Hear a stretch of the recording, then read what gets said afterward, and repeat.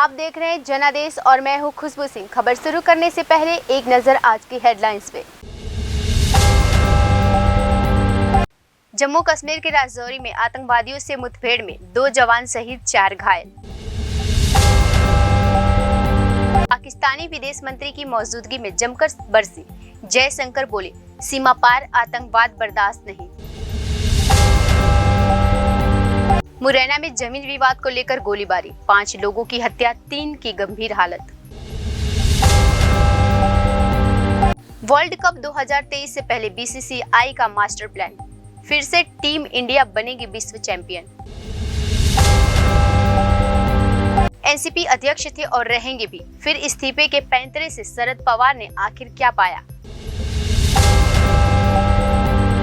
ये थे आज के मुख्य समाचार। अब समाचार विस्तार से। खबर जम्मू कश्मीर से आ रही है। जम्मू कश्मीर के राजौरी में सुरक्षा बलों और आतंकवादियों के बीच शुक्रवार यानी आज मुठभेड़ हो गई। उत्तरी कमान में जम्मू कश्मीर के राजौरी में अभियान के दौरान आतंकवादियों द्वारा किए गए विस्फोट में 2 सैन्यकर्मी शहीद हो गए, वहीं 4 अधिकारी घायल हो गए हैं। फिलहाल इलाके में ऑपरेशन जारी है। सुरक्षा के लिहाज से जिले में इंटरनेट सेवा को बंद कर दिया गया है। सेना ने एक बयान से कहा कि यह घटना तब हुई जब सेना की टीम राजौरी सेक्टर के कड़ी वन क्षेत्र में तलाशी अभियान चला रही थी। टीम मंगलवार को जम्मू क्षेत्र के भाटा धुरियन के तोता गली इलाके में सेना पर एक ट्रक पर घात लगाकर हमला करने वाले आतंकवादियों के एक समूह का पता लगाने के लिए खुफिया जानकारी मिलने का अभियान चला रही थी। कड़ी जंगल के घनी वनस्पति और चट्टानी इलाकों में एक गुफा में आतंकवादियों की मौजूदगी की सूचना के आधार पर गुरुवार को एक संयुक्त अभियान शुरू किया गया था। सेना की सर्च टीम की शुक्रवार सुबह 7:30 बजे आतंकवादियों ने मुठभेड़ हुई। इस दौरान दोनों ओर से गोलीबारी हुई। इसके बाद आतंकवादियों ने बचने के लिए एक विस्फोट किया। बयान में कहा गया है कि आपस में अतिरिक्त टीमों को मुठभेड़ स्थल के लिए निर्देशित किया गया है और घायल कर्मियों को उधमपुर के कमांड अस्पताल में ले जाया गया है। प्रारंभिक रिपोर्ट्स के अनुसार आतंकवादियों का एक समूह क्षेत्र फंसा हुआ है। कहा गया है कि आतंकवादी समूह में तहातत होने की संभावना है और ऑपरेशन जारी है। अधिकारियों ने कहा कि इस बीच राजौरी इलाकों में मोबाइल इंटरनेट सेवा बंद कर दी गई है। बैठक में शामिल होने के लिए पाकिस्तानी विदेश मंत्री बिलावल भुट्टो जरदारी भी भारत पहुंच चुके हैं। आज शुक्रवार को विदेश मंत्रियों की बैठक से पहले भारतीय विदेश मंत्री ने पाकिस्तानी विदेश मंत्री का स्वागत किया। गोवा के पणजी में शुक्रवार को विदेश मंत्रियों की एससीओ परिषद की बैठक शुरू हो गई है। बैठक से पहले भारतीय विदेश मंत्री डॉक्टर जयशंकर एससीओ के सदस्य देशों को विदेश मंत्रियों का स्वागत किया। इस बैठक में शामिल होने के लिए पाकिस्तान के विदेश मंत्री बिलावल भुट्टो जरदारी भी भारत पहुंच चुके हैं। शुक्रवार को विदेश मंत्रियों की बैठक से पहले भारतीय विदेश मंत्री ने पाकिस्तानी विदेश मंत्री का स्वागत किया।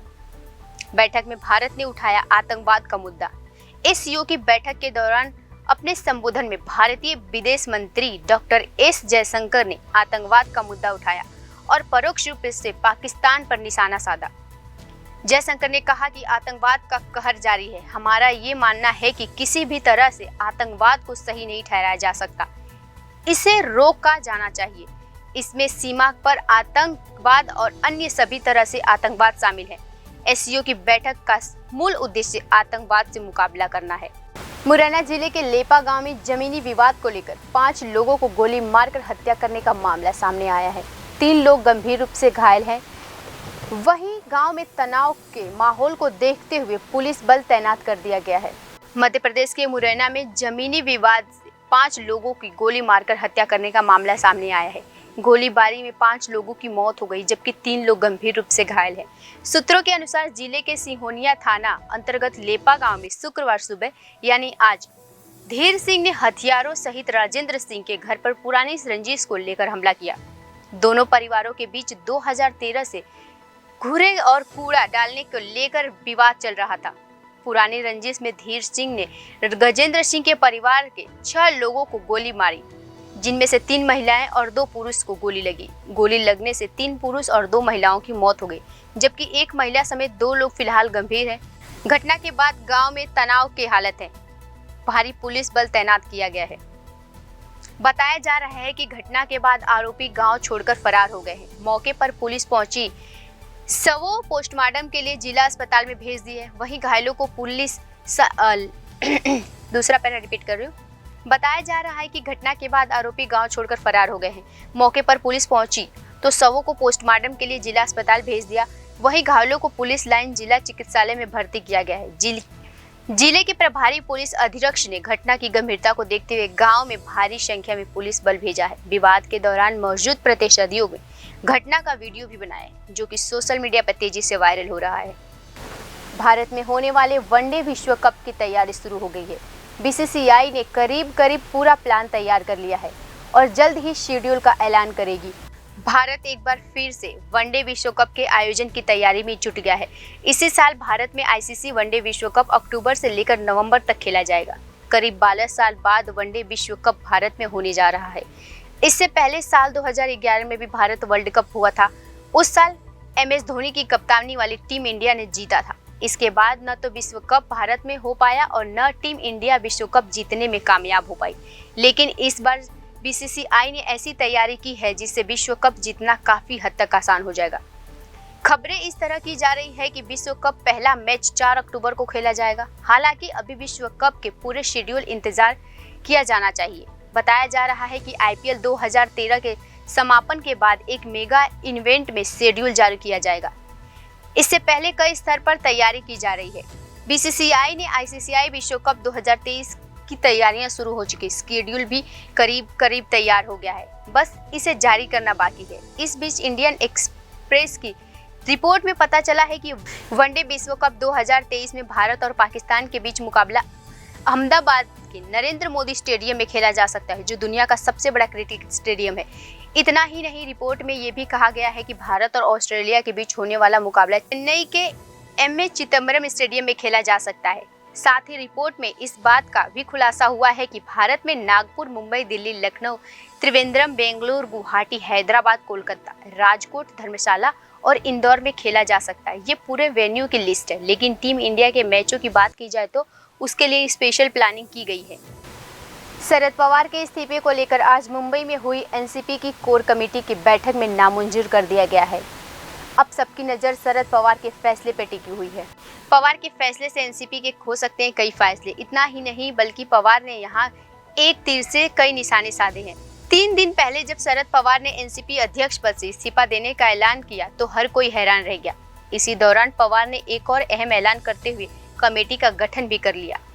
कहा गया है कि ये कमेटी बैठेगी, मिलेगी और यह तय करेगी कि नया अध्यक्ष कौन बनेगा। तमाम नेताओं ने उस समय पर पवार से अपना इस्तीफा वापस लेने के लिए कहा, लेकिन उन्होंने 2 कूट कह दिए और वह इस्तीफा वापस नहीं लेंगे।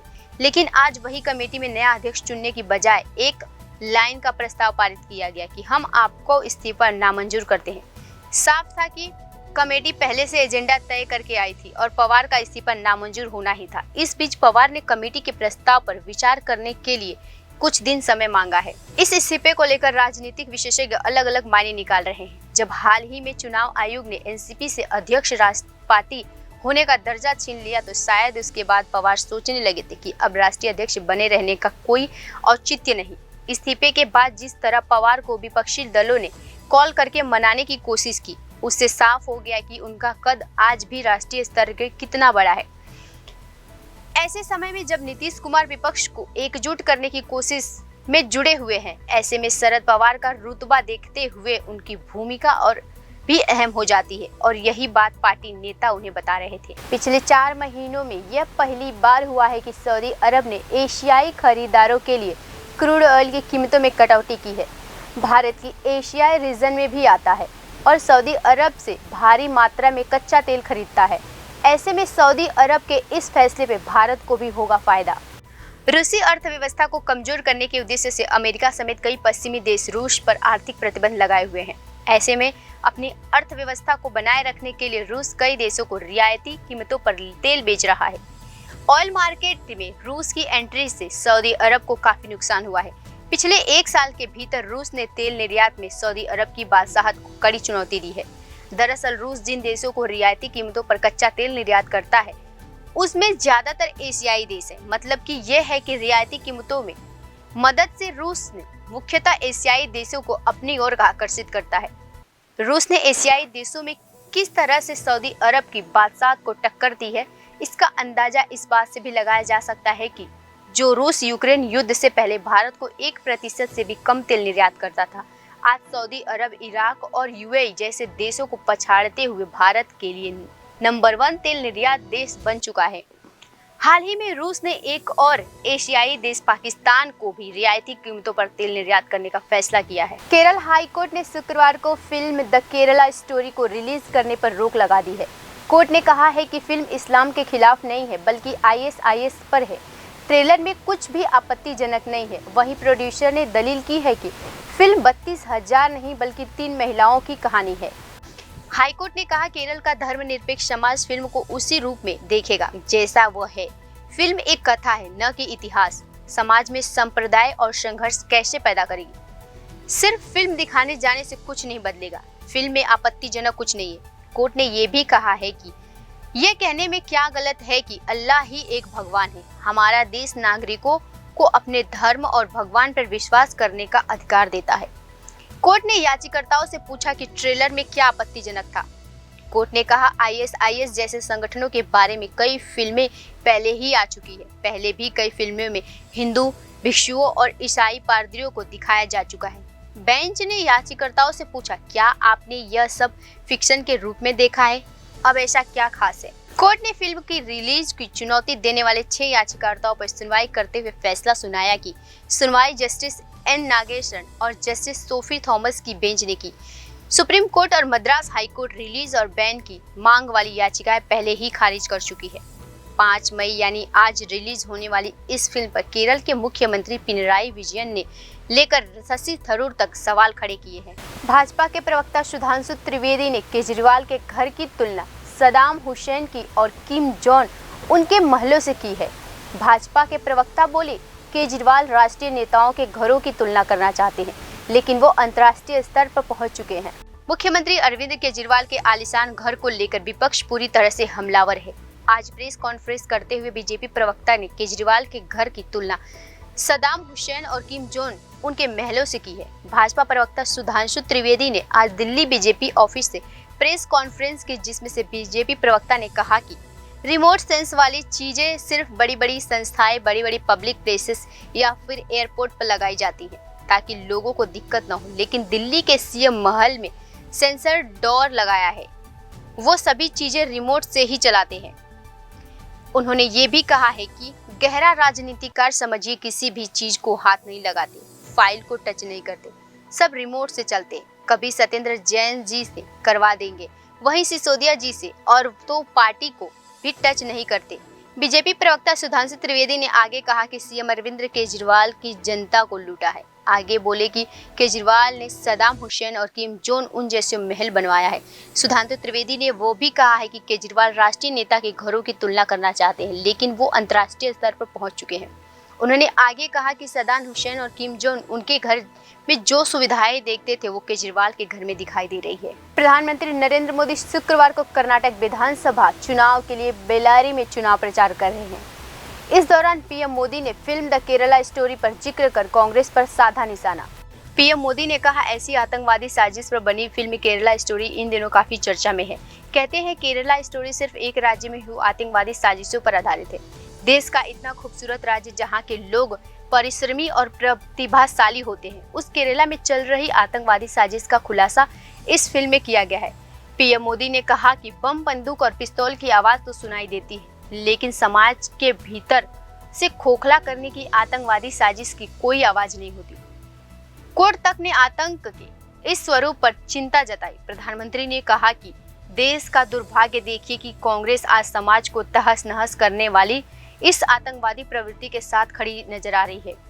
इतना ही नहीं, ऐसी आतंकी प्रवृत्ति वाले कांग्रेस पिछले दरवाजे से राजनीति सौदेबाजी तक कर रही है। इतना ही नहीं, ऐसी आतंकवादी प्रवृत्ति वाले कांग्रेस कर्नाटक के लोगों को इसीलिए कांग्रेस से सावधान रहने की जरूरत है। ये लोग फिल्म पर रोक लगाने की कोशिश कर रहे हैं, जबकि मैं कांग्रेस को ऐसा करते देखता हूं तो मुझे आश्चर्यजनक होता है। शंघाई सहयोग संगठन SCO शिखर सम्मेलन में पाकिस्तान के विदेश मंत्री बिलावल भुट्टो भी भारत के कड़े रुख के बाद अब आतंकवाद पर बोलने को मजबूर हुए। भुट्टो ने सामूहिक रूप से आतंकवाद के खतरे को मिटाने का आग्रह किया है। शंघाई सहयोग संगठन शिखर सम्मेलन में पाकिस्तान के विदेश मंत्री बिलावल भुट्टो भी भारत के कड़े रुख के बाद अब आतंकवाद पर बोलने को मजबूर हुए। भुट्टो ने सामूहिक रूप से आतंकवाद के खतरे को मिटाने का आग्रह किया। हालांकि इस दौरान विदेश मंत्री एस जयशंकर द्वारा आतंकवाद पर हमले के जवाब में उन्होंने कहा कि आइए राजनीतिक बिंदु स्कोरिंग के लिए आतंकवाद को हथियार बनाने में न फंसे। बिलावल भुट्टो ने अंतर्राष्ट्रीय शांति और सद्भाव बनाए रखने के लिए बहुपक्षवाद के प्रति पाकिस्तान की प्रतिबद्धता को दोहराए। कहा कि पाकिस्तान बहुपक्षवाद के लिए प्रतिबद्ध है और सभी अंतर्राष्ट्रीय मंचों पर अग्रणीय भूमिका निभाना जारी रखता है।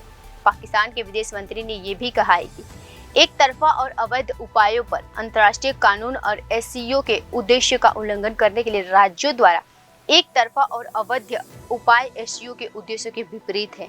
एससीओ के मंच पर भी भारत और पाकिस्तान के तनावपूर्ण रिश्तों का असर देखा गया। पाकिस्तान के विदेश मंत्री बिलावल भुट्टो भारत के विदेश मंत्री एस जयशंकर आमना सामना भी हुआ, मगर इस वक्त भी भारत पाकिस्तान के बीच तल्खी देखी गई। दोनों देशों के विदेश मंत्री ने इस दौरान एक दूसरे से हाथ तक नहीं मिलाया। इसके बाद जयशंकर ने बिलावल भुट्टो को हाथ के इशारे से आगे बढ़ने को कहा। इसे लेकर भी सोशल मीडिया में पाकिस्तानी की खिल्ली उड़ाई जा रही है। भारत के रुख में समझा जा सकता है कि उसने अभी भी पाकिस्तान की हरकतों को माफ नहीं किया। ऐसे करके एक बार फिर भारत पाकिस्तान समेत पूरी दुनिया को संदेश दिया है कि जब तक पाकिस्तान सीमा पार से आतंकवाद और दहशतगर्दी का लगाम नहीं लगाता तब तक उससे संबंध सुधारना और बातचीत होना संभव नहीं है। फिलहाल के लिए इतना ही। खबरों में बने रहने के लिए देखते रहिए जनादेश।